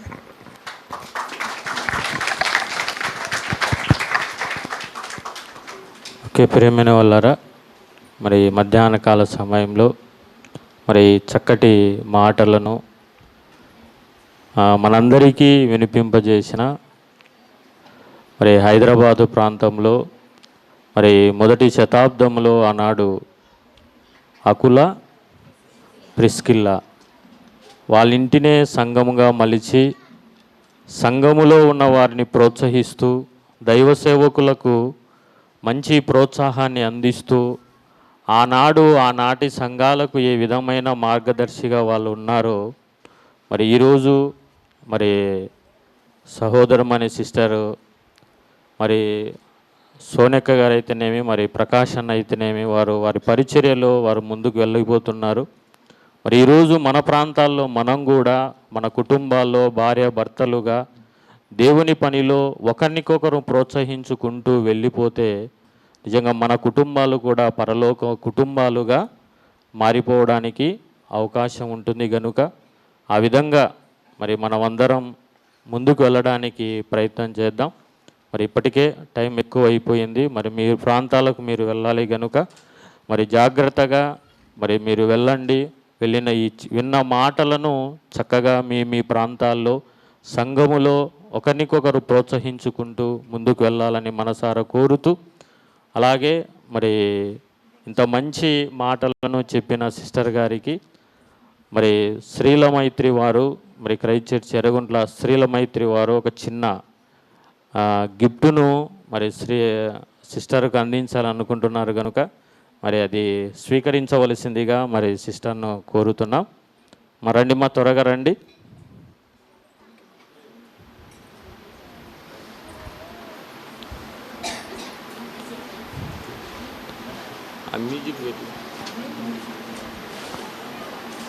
రండి మా త్వరగా.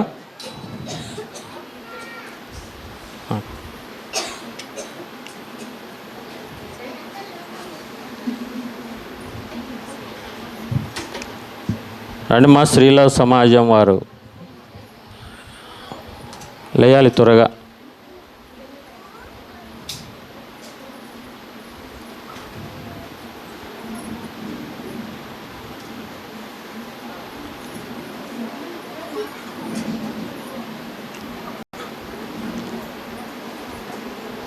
ఫోటోలు మస్తా, ఫొటోస్.